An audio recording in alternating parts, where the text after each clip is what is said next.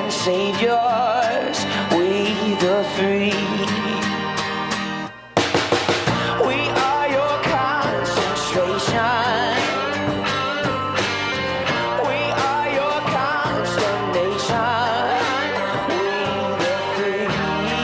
Yeah, yeah. We the free. And we the free.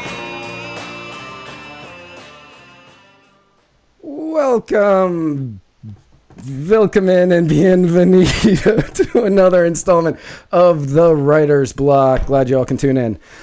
First and foremost, let me say thank you to Low Tide Kava Bar and Jay Strange for the kava that I drink on this and every episode of this and my other show, The Muddied Waters of Freedom.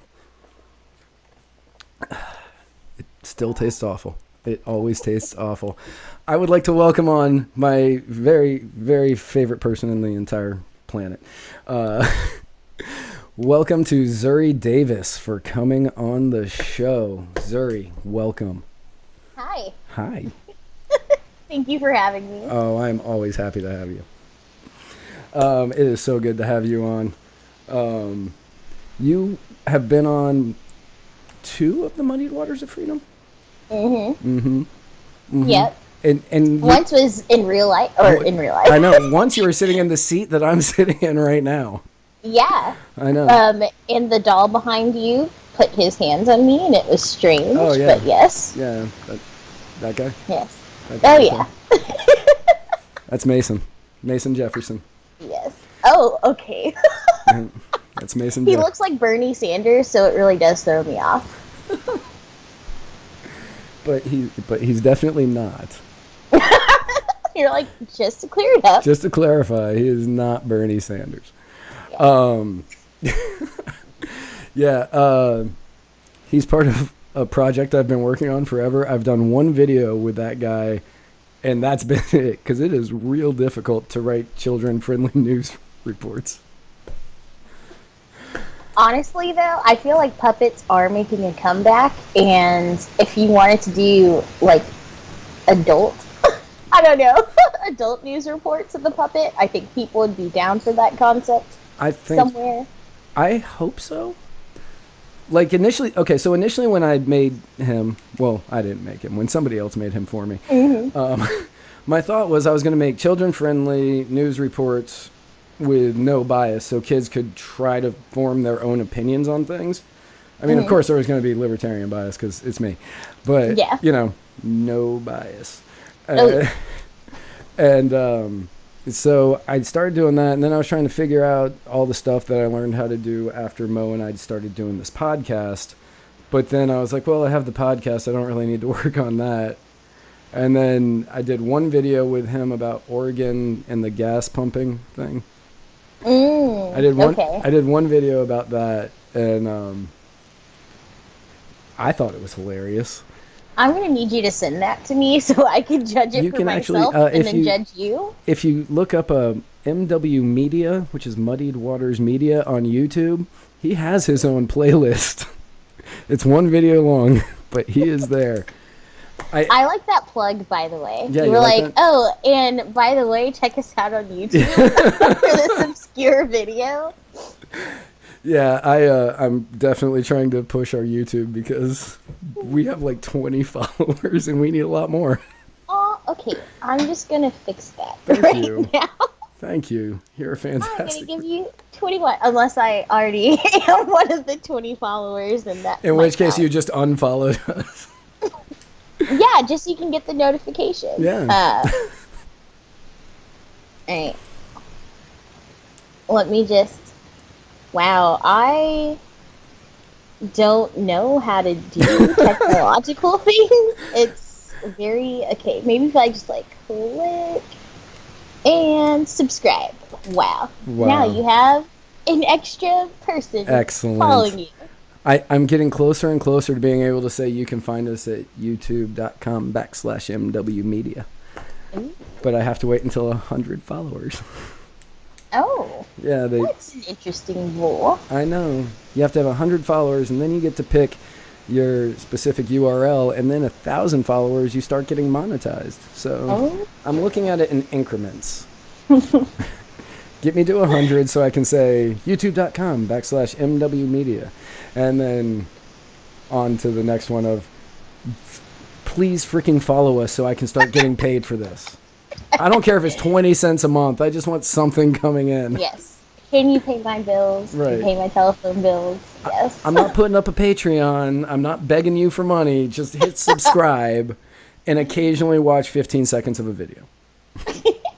I don't even care if you watch the whole thing. Just 15 seconds. Just enough that it gets the view. That's all I care about. Well, I asked you to come on this show like 3 weeks ago. And actually, I asked you to come on this show before I did my first episode. I was just like, okay, I'm going to start like lining up guests now. Mm-hmm. And when I messaged you the other day about it, I was like, you're like, what do you want to talk about? I was like, whatever, I don't care. It doesn't matter. But in that time, did you write that article that you told me about? Yes? Yeah. Okay. So you wrote an article for an unnamed source that is... You wrote an article for an unnamed source that has to do with a man named Christopher Young. Mm-hmm. And I'm gonna see if I got all of this straight. Mm-hmm. Christopher Young pointed a firearm at a woman, sexually assaulted her in front of her children, then left, went to a convenience store. Stole her car. Mm-hmm. Went to a convenience store, held up the convenience store, ended up shooting the guy behind the counter, killing him. All of this in Texas, by the way, for anybody who doesn't know this story. El Paso, I believe. All of this in Texas. San Antonio. You're doing pretty good. It's just a little tiny. Right, yeah. tiny details. Also, I think the article I read was from like the El Paso Times, which is why I was thinking, okay, maybe it's El Paso. In San Antonio, and he was put to death the other day. Yesterday. Mm-hmm. Last night. 2 days ago at the time of this airing. Oh yeah, I forgot about that. Yes. So, and as I told you, and I'll tell all the viewers now, I have not made up my mind on the death penalty. I don't think it's right for the state to kill people. 100% don't think that's right. At the same time, jury of the peers of citizens makes me kind of go, okay, maybe that's okay, even though I don't like it. Mm-hmm. So that's where I'm at on it, is I don't like the state saying, okay, we're going to kill this person. But when you have the jury of the peers of the people there who say, no, this guy murdered this person while raping this person in front of their children at gunpoint and then stole their car, which the stealing of the car, I feel, is the least of those offenses. For sure. Yeah. Like, I understand why the jury went that way with it. I get it. I 100% understand it. And it's not like the judge just went, oh, no, we're going to kill this guy. I believe it was the jurors that said, this is what we recommend. Yes. So, not to cut you off. No, I was done. I had finished summarizing what I knew of the case, and I was ready for you. Okay. Well, so there are some facts about this case that make it a little bit different. Oh, not different, but it makes it a little bit more notable than some other execution deaths that we've seen this year. So, first of all, the most glaring detail in the story is that the victim's family, primarily his son, who, interestingly enough, is 1 year older than Chris Young. Right. So, and Chris Young was 34? He was 34, and this guy was 35. So the adult son of the victim fought hard for him to receive clemency. So he joins the calls for Governor Greg Abbott, Texas Governor Greg Abbott, right, to either stay the execution or give him clemency so that he could just serve life in prison. And the reason why he did that was because Chris Young changed his life around He became a mentor to younger people. There's a video out there in an interview with him, and he basically said that growing up where he did, going to prison, it's kind of like a badge of honor. And because of that, it gave him a lot of credibility to talk to younger people who were going through similar issues that he was. He was gangbanging at the time when he did all of this. He didn't have a dad. He had terrible influences in his life. And he used his situation to encourage other young people not to go down that path. And on top of that, he's a father himself. He has teenage daughters. And it's because he was a dad that the victim's son said, I don't want them to grow up like I did, which is without a father. And he also drew a lot of comparisons to himself and Chris Young, because Chris Young lost his dad when he was really young. Either he lost his dad or like his dad just wasn't in his life. But it was that familial connection, that familiarity that caused the victim's son to be an advocate against his execution. And on top of that, there are also racial and religious components. So for the religious side, I'll just start with that one. A juror was barred from being on the jury because of her involvement. She was like heavily involved with like her Baptist church, and basically they said that because she was so religious, she'd be biased. Which is pretty stupid because, one, it's Texas. Yeah, I was going to say, I feel as though in Texas, that is not a prerequisite for somebody being like, I don't think this is the right fit. Right. Yeah, I feel as though, almost as though the religious people in Texas are like, let's do this. Yeah, pretty much. Let's pull that switch. So it makes me wonder if she was like the wrong type of, I don't know. But also like... that wrong kind of Baptist. I know, right? And she was black too, so not to be like that has a part in it, but people were kind of like, oh hey, like, you know, it's a little suspect that you'd be like, she can't serve because of her religion. So it actually led a lot of religious leaders to protest that aspect, to be like, hey, don't discriminate against us because you're Christians. And I would tend to agree, because like, I understand the need to kind of make sure that people don't have biases going in, but at the end of the day, everyone has biases, and it's really hard to be like, one bias is wrong, but another bias is okay. And it kind of seems like you're just pushing like certain kinds of biases just in your favor, and that's not okay. And you know, playing devil's advocate, the prosecuting attorney, that is actually his job. Yeah. Like, that is what he's supposed to do. He's supposed to go, I think that person might side with the plaintiff here, so I'm going to try to get that guy off the jury, or that woman off the jury, whatever. And so, I mean, that is his job to take these people. So was she taken off because, like, during the jury session where they picked the jury? I can't remember what that's jury called. Selection. Thank you. I was like, you know, that part where they pick them. Yeah. So was she taken off during that point, or was she taken off later by the judge? So, that is a good question. And I'm not even going to give an answer that I don't know, so I will have to look that up. Okay. But I know that the move was significant enough to where religious leaders in the area were just like, hey, bro, like, not cool. Like, you can't just be like, you can't sit on this because you're a Christian. But then for the racial component as well, a lot of people drew comparisons between this execution and another execution case, also in the state of Texas. It was a white guy this time, and his name is currently escaping me. Let me pull it up. Thomas Whitaker. So basically, this guy killed his mom, he killed his brother, and he tried to kill his dad. And I saw that, like, he did it to get inheritance money, pretty much. Right. But his dad ended up surviving the attack, and he ended up on death row.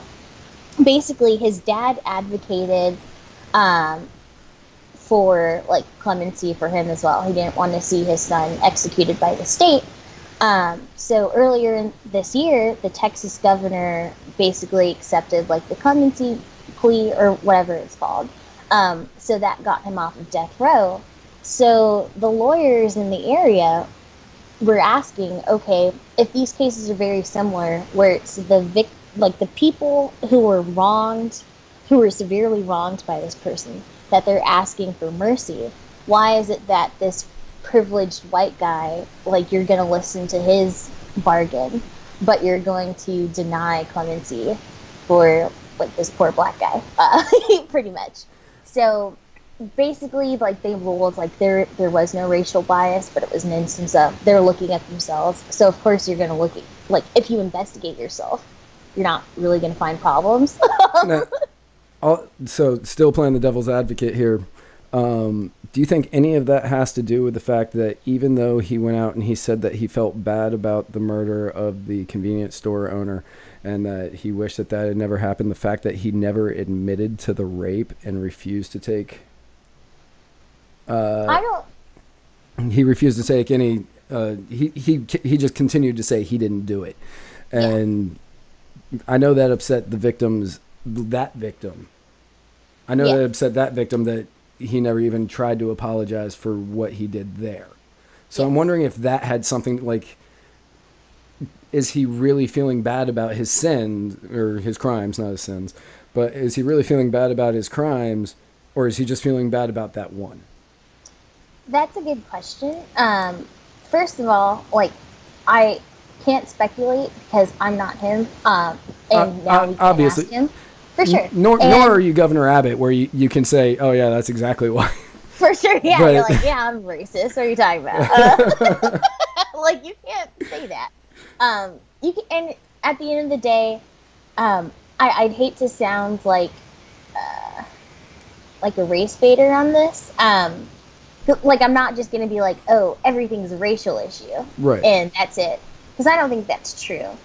But I think that the state of Texas specifically has a huge race problem, especially when it comes to the criminal justice system, and especially when it comes to death row. It disproportionately affects poor black people. And I think that certain biases come out when you deal in certain situations. So it's kind of like police stops, for example. Or maybe not that. So it's kind of like community policing versus like I don't know what the term for it is, but when you send officers from a different city into like the hood or something. Right. So if you're of that community, then you understand like those cultural nuances that people have, and that maybe if they're saying or acting a certain way, they're not doing it to be like rowdy, they're just doing it because that's how they are. Whereas if you're coming from a different city, you've never been involved in that culture before, and you're on the outside looking in, you approach certain situations with more hostility because you think that people are trying to hurt you.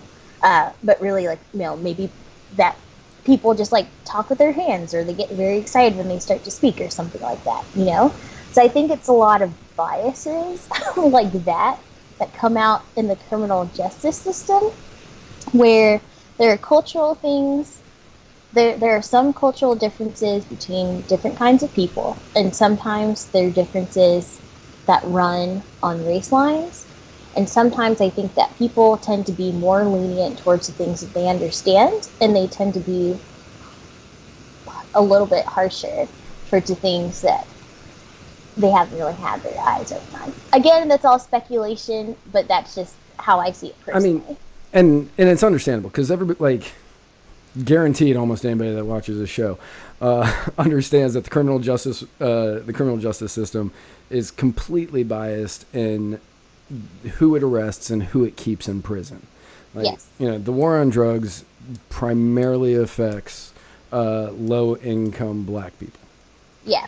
Or, well, low-income minorities in general. I'm not. Yeah. I think black people and Hispanics are like close, but I think black people are still above. But we know that the criminal justice system affects low-income black people and low-income Hispanics and minorities in general worse than it does people that look like me. Despite similar right. usage and habits. Right. I mean, I did get arrested once for possession of something, and I didn't spend any jail time.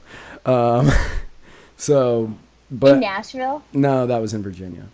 Oh god, I was about to be like, bro, like, okay.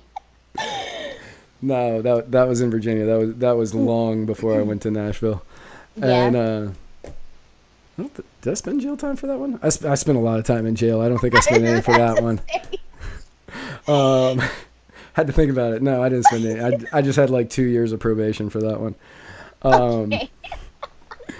But I understand that had I been a minority, things may have gone a little bit differently, or a lot differently. I don't know. But like I still got arrested. I still spent the 2 years on probation. I still had the insane amount of community service, or as I like to call it, slave labor, that I had to do, and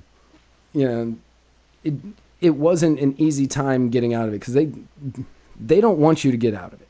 Yes. Because if you get out of it, that means that they don't get their money every month, and you don't keep Yeah. coming back and all that. But I got out of it, and after that, I was like, okay, I'm never going to get caught with this stuff again. It didn't mean I stopped doing it. It just meant it just meant that I got a lot better at not getting caught. I started driving the speed limit. Weird. It worked. My mom used to say that like drug dealers are the only people who drive the speed limit. In Virginia, Not true though. it is. In Virginia, we said you've got the fast lane, the middle lane, and the driving on suspended. Wow. Yeah. Is that what they say in Virginia, or is that what you heard because you got arrested? No, actually, I heard a stand-up comedian in Virginia say that. Okay. And I was driving everywhere on a suspended license at the time, and I always drove in that lane, so I thought that was real funny. That was during that probation period. Okay. I was gonna say maybe wait to post this a little bit until like, I don't know. No. I don't even know. I have my license back in good standing for a very long time now. I'm golden. I'm pretty certain that I can't get in trouble for anything I say here. First of all, Virginia is like notoriously awful when it comes to like driving stuff. So the statute of limitations on that might be like 100 years. Who knows? That's honestly, actually very accurate. Virginia is the worst place. Maybe not the worst place, but it's one of the worst places to get a speeding ticket because, like, not like I know this from personal experience or anything, but I do. But basically, like, they have a lower threshold for what counts as, like, felony drive, whatever it's called. Felonious reckless driving. Yep. Yeah. But it's like... I got written down from that quite a few times. I was going to say, so I was about 5 miles per hour. Like, had I been doing 5 extra miles per hour, I would have qualified for it. But on top of that, pretty sure the guy felt bad for me because he didn't even give me a real speeding ticket. He was just like, hey, I'll just make it seem like you were sleeping on the side of the road. And I was like, that's awesome because Nice. I'm poor and my insurance is expensive enough already. So I appreciate that. There was one night I was my buddy worked at a bar in a suburb of DC, and I would go there all the time, and I lived 3.1 miles away. I know that for 100% fact. It was 3.1 miles. It was 3.2 if I stopped by Taco Bell. So on this particular night, I believe it was a Friday. On this particular Friday night, I was driving home and I went to Taco Bell, as I did often, enough that they knew my voice. And your order? well, my order changed. That they could never guess that one. Okay. But That's when you know you have a problem. yeah, no, 100%. I had a Taco Bell problem. I'm willing to admit that. Yes. I also had many other problems at the time. Taco Bell, the least of those concerns. But so I swung by Taco Bell, and then I was going home on 28, and then I took a right onto Centerville Drive. If you're from that area, you know exactly where I'm talking about. And as soon as I crossed the train tracks, lights went on behind me, and I was like, that's weird. I was going 40 miles an hour in a 35. I figured I'd be good. And Yeah. right? And the cop pulls me over and he goes, "You were speeding." And I was like, "What's the speed limit here? I thought it was 35. And he goes, "Nope. The moment you cross those train tracks, it's 25. And I went, Okay, speed trap. yeah. And I literally turned and I looked and I saw a sign that was there that I just had never seen before. And I went, "Huh, okay." And he was like, "You been drinking tonight?" And I said, "Yep." Didn't even try to like deny it or anything. And he said, "Are you over the limit?" And I said, "Man, I'm going to be honest with you. It's going to be real close. It's going to be real close." And he goes, and he just laughed. And he said, he's like, "Nobody has ever given me that answer. Not once." And I was like, "Oh, well, it's going to be real close." And he goes, "Can you get a ride?" And I said, "Yes, 100%. I can get a ride. I will figure out somebody who's awake right now."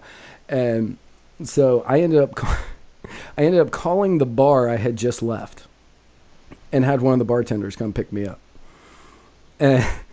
And so I'm sitting in the car, and the cop was like, he was like, "Do you want to get out?" And I said, "Well, I don't want you to arrest me for drunk in public." He goes, "I'm not giving you a DUI right now.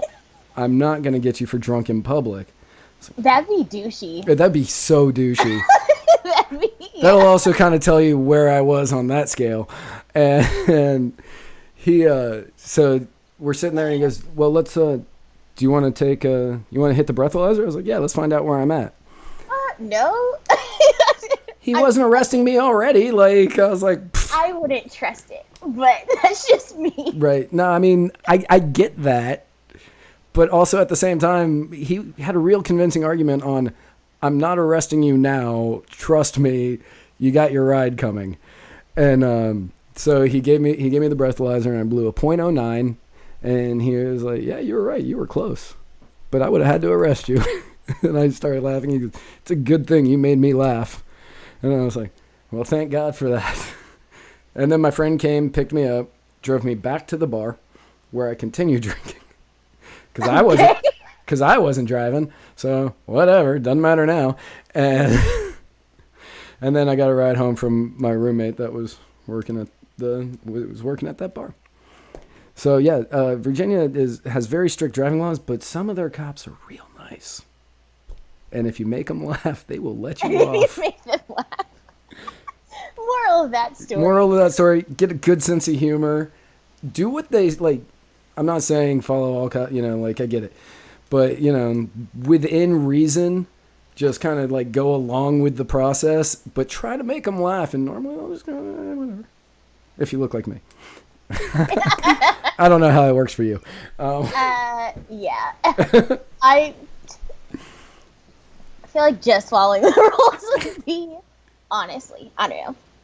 It was like kind of funny. Like, first of all, he like scared the crap out of me because he was like, "Oh, just let you know, I have a body camera on." And like, one, I'm thankful that he had a body camera. But then part of me was just like, I hope this is not a situation in which you need it. Like, okay, like, just don't hurt me. I don't know. But I, like, my hands are shaking, and it was, like, really funny. Because I feel like I talk, like, real big of, like, "Oh, yeah, like, stand up for yourself, authority." And then, like, in the face of authority, I'm just, like, I'm the type of person who, if you call me to the principal's office now, like, I will still be afraid that I'm in trouble. And I'm 22 years old. I'm definitely don't go to, like, primary school anymore. Right. I like how you called it primary school. That's what it is. Is that what you called it here in Florida?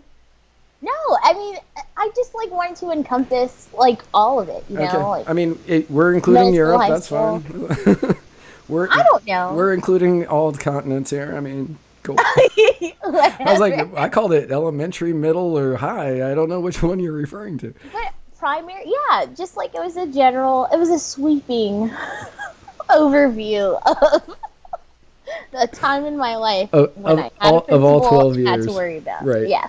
I got called into the principal's office once. Mm-hmm. Twice. Mm-hmm. Once for skipping school. And I got caught. and once for smoking on school grounds. When he called me in for smoking on school grounds, he was sitting there and, like, I'd already gone through basic training at this point in my life. Oh, okay. I forgot about that yeah. part of your, like, you've No. just been everywhere. I know, I've done a lot of really stupid things. And so I'd already been through basic training, and I was 18 years old, and my Spanish teacher from the year before caught me smoking and was like, "You're going to the principal's office later." And I was like, "All right, whatever." I'm like, okay, can I finish my cigarette? Unless you were smoking something other than cigarettes. No, I was still, like, I was in the Army at the time. I got pee tested once a month. I wasn't smoking anything else. Okay. And so I went into the principal's office, and he was like, "Yeah, we have a no smoking policy on school." And I was like, "Oh, but I'm 18. He goes, "That doesn't matter. We have a no smoking policy." And he's like, "You're going to be sent home for 3 days." And I said, "Oh, so that's just a blanket no smoking policy?" He goes, "Yeah." And I said, "What about for teachers?" And he looked at me, and he was like, "What?" And I said, "Well, do teachers have to follow the blanket no smoking policy?" And he was like, "Well, yeah." And I said, "Okay, well, here's a list of teachers that need to be suspended for 3 days. And if you don't suspend them, but suspend me, we're going to have a problem." And he was like, he looked at the list, and he was just like, "How do you know everybody here who smokes?" And I said, "Because I've bummed cigarettes off of all of them." And he went, "Just go back to class." And I went, "Okay." And I did. That was the same principal that tried to expel me. I didn't actually get called in for this. I found out about it. He tried to expel me for having drug paraphernalia in my car. Did you? Yes and no. Yes and no? Yes and no. At the same time? Yes. It was the Schrodinger's cat of drug paraphernalia. So it was both drug paraphernalia and it wasn't. So my parking space had an empty space next to it. And on this one particular day, somebody from the local journal showed up and parked in the spot next to my car. And he was there to do a story on drug use in high schools. And he gets out of his car and he happens to look into my window and he sees a syringe sitting there nonchalantly. Right. As is the case in most people's cars. That's the way I see it anyway. And but my best friend was a diabetic, and I would pick him up every morning, and right before we would walk in, he would shoot insulin into himself, and then he would just leave the syringe in my car and take it back when he went back home. We had been doing this all year long without a problem. So I bet that journalist was so excited. He was like, "Oh, yes, yeah," he kids was like, are doing "Oh, heroin. Jackpot. I found a heroin user at this school." No, you found some guy that needed insulin. And but yeah, so they called my mom before they called, like, I never even got called into the office. Mm-hmm. But they called my mom, and my mom was like, "Are you guys dumb? You know who his best friend is, right?" And they're like, "Well, yeah, his best friend's Dave." And they're like, "Yeah, and Dave has diabetes." Right. Stupid. And they were like, "Right?" And they were like, "Well, he still can't have it in his car." My mom said, if you expel him over this, we will sue you." And I was like, "Thank you, Mom. You stood up. You knew that wasn't my heroin." It's nice when your parents don't doubt you like that, I guess. Without me even finding out about it. I was like, "All right, Mom." There was no questioning of me. It was great. It was the only time that I was in trouble that I didn't get in trouble. It was fantastic. I loved it. I feel bad. You just messed up that journalist's whole day. It's funny because that story sounds like the DARE program. Like, just like, do you just know how, like, every Halloween, people are like, "Oh, like, don't eat the Skittles because they have drugs in them." Just like, let me tell you, no one's giving out thousands of dollars of drugs to unappreciative little kids. Nobody's giving away free drugs to anybody. yeah, like little kids can't pay for drugs, and that's a lot of money. So like you don't have to worry about any, No. and that's just how I feel. Anytime someone's like teen drug use, which is going down, by the way, Right. like significantly, it has been going down. Teen drug use is it's reducing in numbers quickly, and every year when you see those stupid Halloween memes and it's like, oh, check your children's candy because they may have a pot brownie. Do you know how much a pot brownie costs? And like how much time and effort goes into creating a pot brownie? Right. Like, yeah. no. Nobody's giving that away. Yeah. Not even Like- accidentally. They're keeping that one like, don't give those out. Give these out. 100%. These over here, those are for us. These over here, whatever. If we may need to keep a couple for after these. Actually, just turn out the lights, pretend we're not home. And Right. Pretty much. right. So we got way off topic on the death I know. penalty. Well, so we were actually talking about racial inequality We in the were justice system. We were talking about that and how lucky I am, probably because of the privilege that I can't even say that with a straight face. But yeah, how lucky I've been in all of my endeavors. But yeah, the criminal justice system obviously is biased, and we know that. Especially in a state like Texas. Especially in a state like Texas. But the way I see it is, the governor could have commuted the sentence. And I don't know the reasons why he didn't, because I found out about this story 2 hours ago, and I researched it as much as I could in 2 hours, and while doing other things, which I told you about earlier, and Okay. and I already forgot. I'm sorry. it's fine. It's fine. It's better if we don't say it on the air. That sounds really deeply personal, and just my mind's just always in the gutter. So No, I get already that. I've been taken to like a completely different place. You do you, Matt. You do you. But so yeah, I don't know why the governor didn't commute this sentence and did commute the white guy's sentence. I don't know the white guy's name. The only thing I can think of is the fact that he never showed any remorse for the raping in front of the children at gunpoint is like the only thing where they're like, okay, he's not showing any remorse for this crime, arguably a worse crime than killing the guy. Arguably. I'm not going to say it is a worse crime, but some people could say you've traumatized this woman for life and her children for life, where For that sure. guy, you just took him out of his life. So it's tough to say which one is a worse crime. Both are abhorrent and both are awful.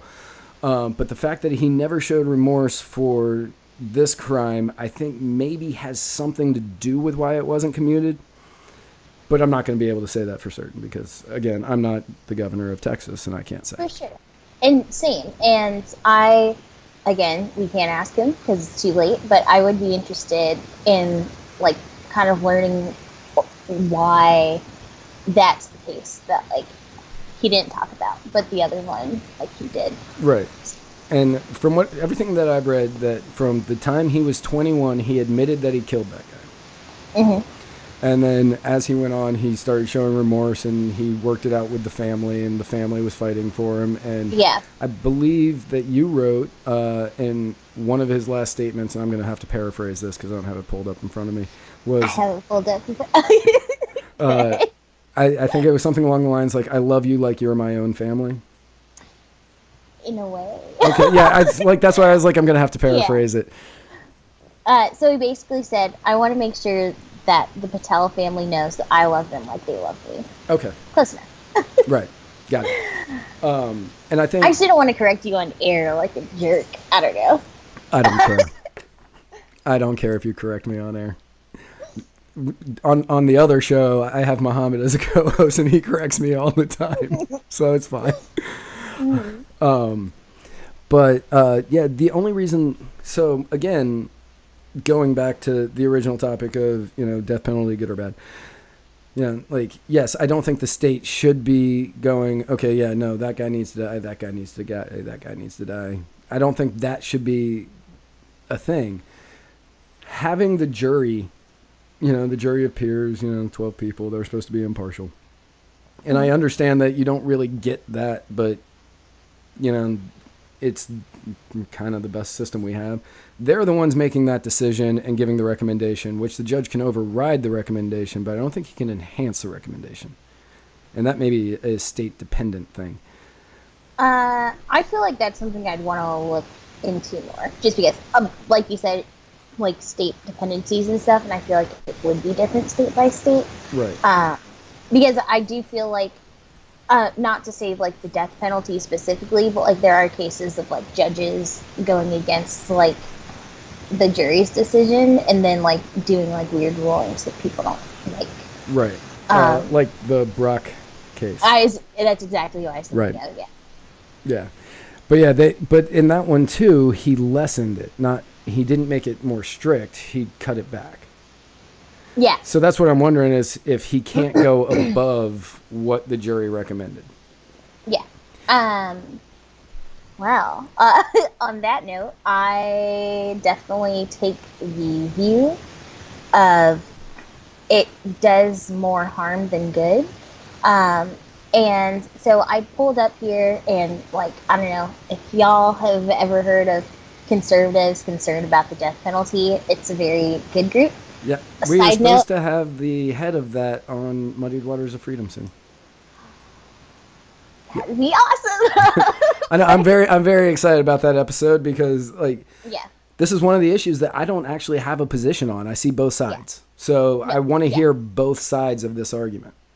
Well, so the reason why I like this group so much is because one, they're conservative. So if you talk, or like, I like when conservative groups and like Christian groups are for things that are stereotypically like progressive, I guess, because it goes to show that it's not actually a progressive idea. This is like a bipartisan issue and people fall on either side depending on whatever. So the reason why conservatives should be concerned about the death penalty, if nothing else, if like the racial argument doesn't sway you of, sometimes poor minorities are disproportionately affected by things like this. Right. On their website, they actually list like the comparisons between the death penalty and life imprisonment, and it's actually much more expensive to kill someone than to put them in a cell for the rest of their lives. Right. And cities have literally gone bankrupt trying to kill one person. Like, it's crazy. And on top of that, people think that it's a very quick process, and it's not. There are a lot of appeals. Yeah, I was going to say, I know that for Chris Young, he committed the crimes when he was 21 years old. Mm-hmm. Like 14 years ago. Yeah, like 14. Yeah, I was going to say, and he's 34 now, but it was like 14 years ago is when it happened. And now there's been time for him to atone, for lack of a better word. There's time for like the victims to change their minds on things. Like, you can't just be like, oh, it's going to solve the problem immediately. 14 years have gone by, and now people's feelings have changed. And I think that if your feelings can change like that, it kind of inherently shows an issue with making such a final decision of taking someone's life. Right. And I understand that completely. Okay, so I think that I look at this from the angle that I look at it, because I'm a grudge holder. Mm-hmm. Like, I'll hold on to it for a really long time. I know that's unhealthy and all that. If you are watching this, don't tweet me and tell me how bad that is. Don't date Matt, because oh yeah, I'm just kidding. Also, I never forget. I may forgive you, but I will always remember that shit. But yeah, I like never forget anything. It's awful, and except for appointments, I'll forget those. But if you do something wrong to me, it's there for life. But So I think that as a grudge holder, I almost said drug holder, and I was like, whoa, no. No. I already run 2 podcasts where I talk about, not liking the government. Let's not say that out loud. I know.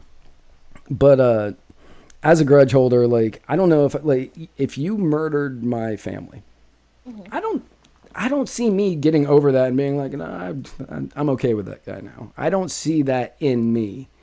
So I understand the desire from some people. There was a case in Florida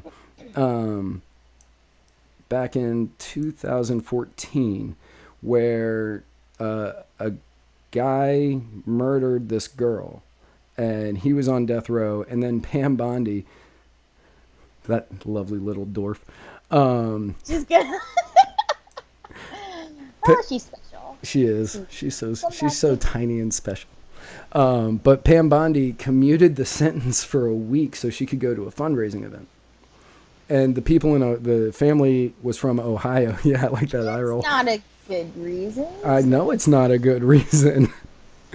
But the people in Ohio, the family was from Ohio. The victim's family was from Ohio. And they were understandably upset by this decision. And, like, I was kind of on the side of the family on this one. And I was like, well, yeah, of course I'd be mad if she did that. Like, this, I could see how some people would see it as closure for everything else. And I think I'm kind of on the side of let the family decide. Yeah. Let the family decide, let the family decide the punishment. But at the same time, I could also see how that would go very, very, very poorly.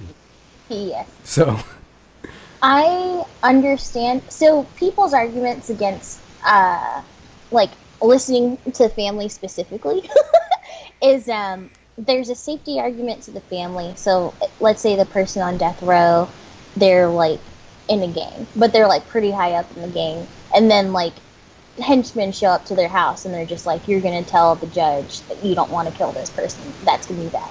There's that.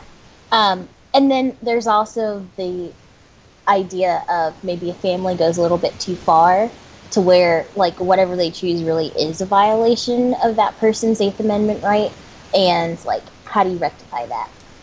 I think as it stands now, if we're going to have the death penalty, I think that if it's going to be on the table, you shouldn't be able to do, like, any worse than that. If there's, like, a worse than that, you shouldn't be able to go any worse than that. And if a jury decides that, then that's the decision.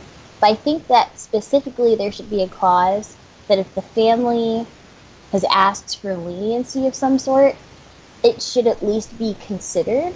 And in this case, it was completely ignored. It wasn't even considered. Like, nobody really brought it up. No one was like, hey, besides, like, the defense lawyers, of course, but right. It basically went unacknowledged. And I find it hard to say that that was closure for that family when they're literally telling you that this is going to destroy, like, what my dad stood for, and we don't want to hurt another family like we were hurt. Right. Like, I find it hard to believe that that's closure for that family.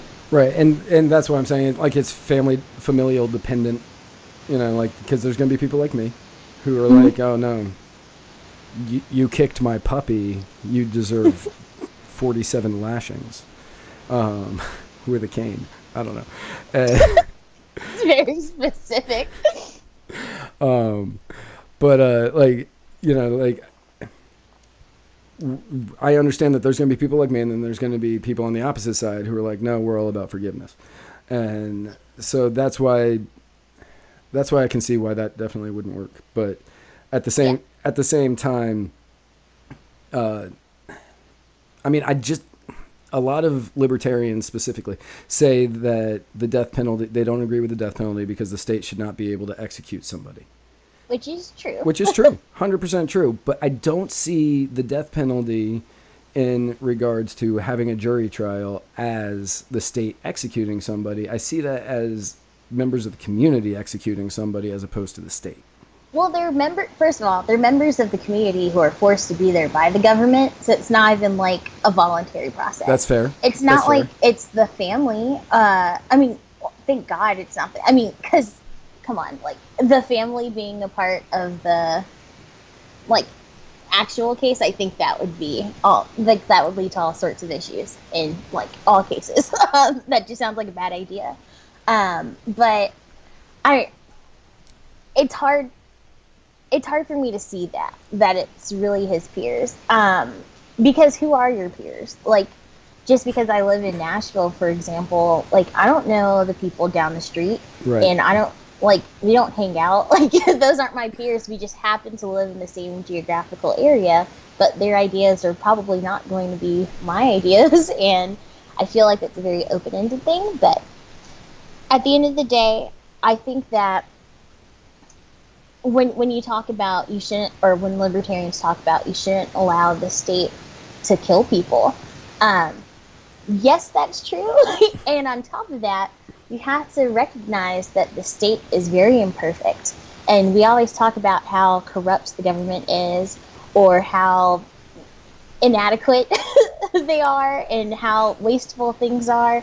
Why would we assume that doesn't translate to the criminal justice system?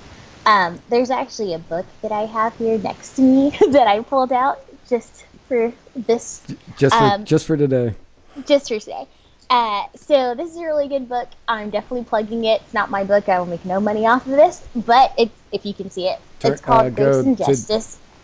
On the right, boom. A little bit. Flip it? No, a little bit further. No, other way. Yeah, Like- there you go. Okay. Anyway, that was like a whole moment. I apologize. I could just like take a picture and send it to you. Honestly, whatever. That's fair. And, Anyway, and so I can link to it in the show notes Right. as well.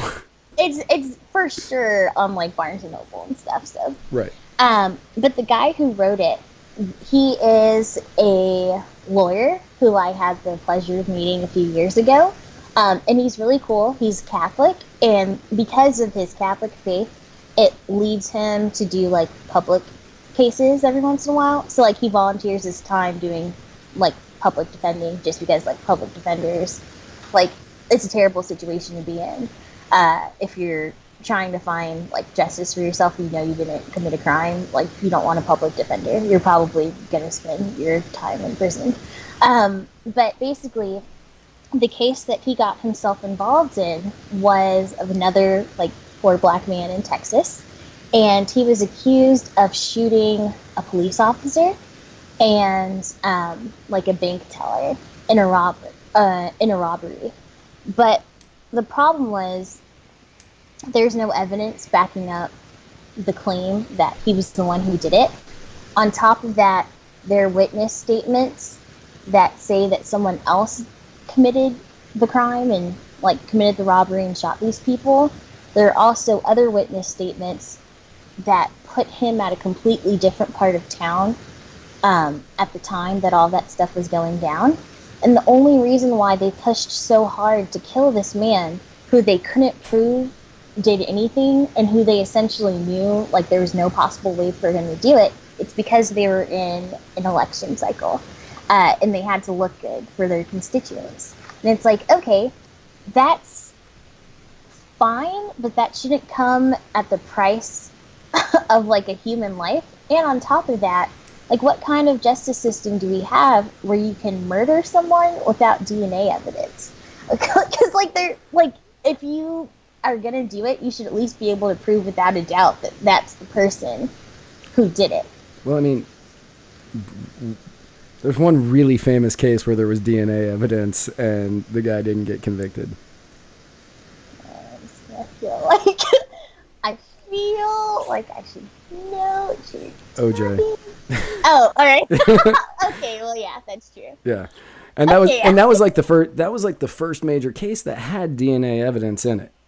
Where they were like, Well, and they were like, look at all this DNA evidence, and they were like, well, Mark Furman planted that DNA evidence, and it's like, whoa. Well, that's why, and that just kind of shows like another problem with the criminal justice system, because had the police department been honest about some of the biases that they had, and had they not had tapes of them using, I don't know, the N-word, that word that I won't ever say. Yeah, that one. Right. Yeah, I know. Had I know they which been one you're talking honest about. hey, sometimes we are like jerks to black people, but like not in this instance. Like, then they would have been more credible, and like it wouldn't have had to go that way. I feel. But yeah. Yeah. But also on that note, check out the Innocence Project. Just all the plugs. Oh, today. Check out the I know. Innocence Project. The Innocence Yes. Project is actually, I've been on their website a lot because, again, like I said, I have not made up my mind on this, and I have been researching it for a long time, and I see arguments on both sides that I understand and I agree with. So it's like I cannot pick a side on this one. It's been actually really difficult. So when you asked me if I wanted to talk about this today, I was like, yes, please, God, because anything that like points me closer to a side, I kind of want to be like, I want to have that discussion. Well, so I would like to talk about that for a bit. So like anyone who knows me personally knows that I was a huge like conservative Republican. Right. And like none of my political views were because I had actually researched them. It's just because I knew in my heart everything like Republicans believe, mainstream Republicans, like that was 100% correct. And like there was no question about it. The liberals were just like evil people who hated America. Pretty much. So that sounds exactly like my childhood. Yeah. So I like distinctly remember when I was in high school, and this is when I started to become more libertarian because some of those ideas had been broken down and people started showing me the evidence for certain ideas. I remember that there was a case that my friend had texted me about, and she was like, hey, you need to like sign this petition or whatever because like the state's about to execute this guy, but the defense lawyer has asked for a stay of execution so they could have time to like process DNA, like a DNA test. And I remember not knowing much about the death penalty, but just supporting it generally because the people around me did. And I didn't know up until that point that you could, like I couldn't understand why a judge wouldn't stay in execution so they could prove like without a doubt that like he was there and committed a crime. And that was strange to me, and I couldn't understand why like any judge would ever say, no, we're not going to do that, we're just going to have to kill you. And it's because they went through with that execution that's when I started to look more and more into other stories about executions and maybe some of the ways that justice could have been carried out better or much more consistently. And over time, I think learning about the potentially innocent people who have died really bothered me. And I'm definitely one of those people who thinks that it's better to... I forget how the saying goes, but it's something like, it's better to save one life than it is... Yeah. I know, like, whatever, yeah. I know what I have made fun of that so many times. Yeah, but I really do believe that. I've never made fun of it in concerns to the death penalty. I've made fun of it when people are trying to ban things and they're like, oh, well, no. That's true. And it's like, this could kill somebody, so it's better we just save that person. And I'm like, you need to ban a whole bunch of things then. You better start getting on the banning train. And I went through. I was like, you got to ban cars, you got to ban highways, you got to ban cigarettes, peanuts. Yeah, you got to ban peanuts. You got to ban roller coasters. And then I was like, you got to ban pregnancy. Kills people. Yeah. And I'm not even taking an abortion stance on that one. Yeah. People die during pregnancy. Yeah. It happens. So if you were like, oh, you got to ban something because it can save one life, it's like, well, really? Let's go. That's true. Right. But at the end of the day, I think, first of all, like, it's some crazy statistic. Okay, let me not even throw out statistics I'm not, like, 100% sure of. But basically, like, the amount of people who, like, are executed versus the amount of, like, homicides that exist, like, it's a very, like, they're two very different numbers.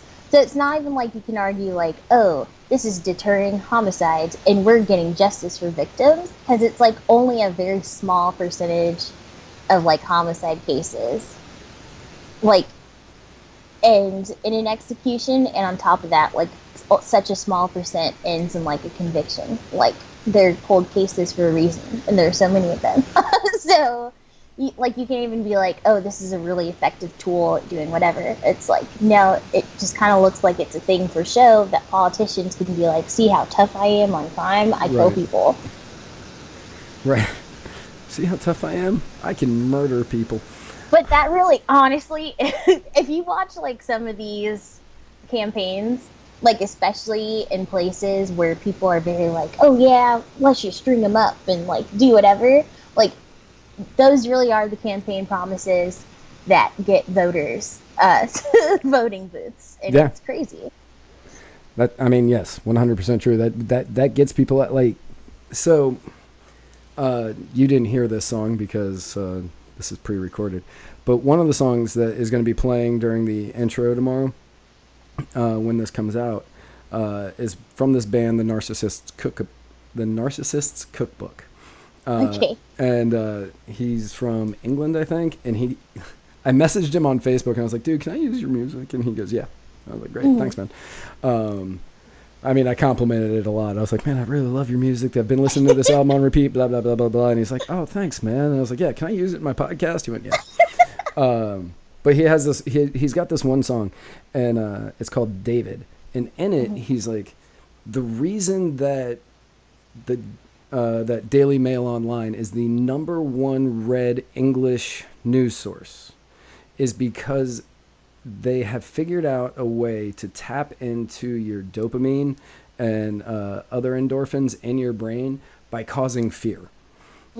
Right? And politicians do the exact same thing. And the reason that it works is because fear simulates the exact same feeling you have from being really happy.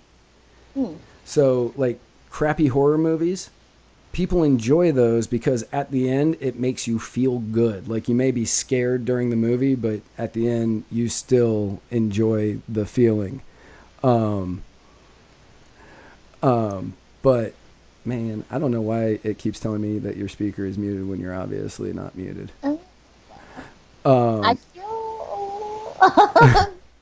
I feel a little attacked by that, actually. my computer apparently is just like, no, I don't want to hear her anymore, but it doesn't work. But so that's why, that's why horror movies are so successful, is because people like to go, they like to feel the fear that they get, induced inside of them. And then, it actually gives you somewhat of a high. The Daily Mail Online, as well as CNN and Fox News and MSNBC, do the exact same thing. They try to instill a fear inside of us from watching. Like CNN constantly, Trump is bad. Trump is committing the camps down at the border are much like the concentration camps. They try to instill these visions of fear, where Fox News, they go after people that look like Muhammad a lot. And and they're like, oh no, he was a dangerous Muslim. Or when Barack Obama and Michelle were doing the fist pounding thing, and they called it like a terrorist bump or whatever the crap they called that. And they do those and they do those things in order to instill fear in the viewers, because it makes them come back, because it gives them a high. Politicians do the exact same thing when they're out there on the campaign trail. Donald Trump did it fantastically, because like xenophobia was one of his main things, and he was talking about the murderers and the rapists that were coming across the border. And I don't remember the girl's name in San Francisco who was killed. I know who you're talking about, right. But I can't remember her name. It's like Kate something. Yeah. But you're fine. I didn't know it either. I didn't know I was going to go down this rabbit hole that I'm going down. But now we're already here. Right, but we're here, and that's what's going to happen. But so they instill this fear, Yeah, in order to scare you, but also because they know that you're going to get a rush of dopamine and endorphins that are going to simulate being high or being happy. So you'll constantly come back and you'll want more. So, yeah, politicians will go out and they'll say things like, yeah, I support the death penalty. I'm strong on the death penalty. I'm strong on defense. I'm strong on criminal reform or criminal justice, not reform, because there's like two that are strong on criminal reform. But they do these things and they say these things because they know you're going to get a high out of it. And you're going to be like, oh, I want to hear more of what this guy is saying. But also you're going to feel like you need to be, like, people love having a savior. And it's really awesome when someone's like, hey, there's a crime problem, I'm going to fix it. And it's like, chances are you're not. Honestly, like, for most people who say that, like, real meaningful changes aren't actually made, but people don't care. They want simple solutions. Right. And there are no simple solutions to most of the problems that we have. Yeah. Well, for my half an hour show, we're only about 35 minutes over time. Oh, wow. Oops. I mean, it's fine. Like, I was having a great time. I don't really care. Yeah, so. honestly. Yeah. But no, I wanted to say thank you for coming on. I do appreciate it. As always, you know, I love you. And you're a fantastic human being. And you were our second editor-in-chief for like a week. And... work for, this is my plug for y'all. You should definitely work for Muddied Waters of Freedom and anything that Matt and Muhammad do, because then you'll get a better job within a week. And that's been 100%. proven twice. 100% of our editors-in-chiefs have gone on to much better jobs where they get paid. And yes, and have health insurance. And have health insurance and stuff. Our health insurance is don't get sick. And Kava is your health insurance. That is our health insurance. And you know what? It works because look at me. But yeah, again, thank you so much for coming on. I do appreciate it. To all of my listeners. Do you have anything else you want to plug? Do you have a website, Facebook, anything? I say follow me on Twitter, but my Twitter situation, my handle is dumb. So I'm just going to send that to you. Because whatever. Also, if you're at Zuri Davis on Twitter, I'm going to need you to give that up because I want it and I need it. But you can also follow my professional page on Facebook. So it's just Zuri Davis. You'll know it's me when you get there. Also, there's only so many Zuri Davises out there, so it's probably, yeah. I was going to say, there's only a few of them out there, so I'm imagining you'd be pretty easy to find. Yeah. Well, yeah, again, thank you so much. You know you are always welcome to come on my show because you're the best. And thank you. I guess you're okay. Wow, thanks. I'm just kidding. Thank you so much. Thank you for having me. I greatly appreciate this. Yeah. Also, your shirt is confusing me a little bit, and I've been staring at it. Oh, okay, sorry. Hang on. Okay, I was about to say, I don't think that's just Texas. Okay, yeah. Yeah, no. So for anybody who's just listening to this, my shirt says everything is bigger in Texas until you're in Alaska. And it's got a picture of Alaska with Texas inside of it. Which, I got this just to annoy a friend of mine. I was going to say, I feel like it's also interesting that you're wearing a shirt about Texas, and we just crapped on, like, Texas. I know. I thought about that earlier. I was like, man, this is a great shirt to wear. Yeah, I think, it's kind of, yeah. Yeah, I grabbed it this morning, then I messaged you. I was like, hey, what do you want to talk about? You're like, death penalty, great, perfect. And then I read the thing, and I didn't even think about it until I was looking in here, and I'm wearing a shirt making fun of Texas while we're crapping on Texas's criminal justice system. Yeah. I would say sorry to the Texans out there, but sometimes you guys are kind of rude about how much you love your state, and it's right. This offends so many people from Texas, and I'm like, but it's true. Yeah, but for the most part, it's all love. Y'all have good food, so I will give you that. And Austin seems cool. I'd like to visit. Austin's a great town. Austin's a great town. Yeah. That's the only town in Texas I've stopped in. I thought you were gonna say it's the only town you knew. I was gonna be No. like, bro, like No. I have driven through Texas multiple times, but I've only stopped in Austin. yeah. But Austin is a very cool town. A lot of my best friends come from Houston. Okay. Beyonce is from Texas, so thank you for that. Thank you for Beyonce. She's from H-Town. Bowling for Soup is from Texas. We just how do you Forrest Whitaker is from Texas. okay. I will give you that. I did not know that. Yeah. Also his character in Black Panther is named Zuri, so Yes, I when I was watching it, I laughed out loud and nobody got it. Nobody else thought that was as funny as me. well, I thought it was awesome. Right. And then spoiler alert, bad things happened to him. And I Yes. was like, wow, that would happen to the person I was rooting for. So stupid. But You know, if he could have seen out of both eyes equally, he probably would have been okay. But he's like, he did. He's He like did. this. Honestly, there were jokes that Wakanda's like health insurance was like so good that it fixed Forrest Whitaker's eye, and like both of his eyes are like completely normal in the movie. It's amazing. That's just black excellence right there. But yes. Matt, you're late. yes, that's just black excellence. Wakanda, it's really black Yeah, excellence. Our fake country has better health insurance than real countries. Right. Like health insurance. I don't know. The healthcare in So- Wakanda, spot on.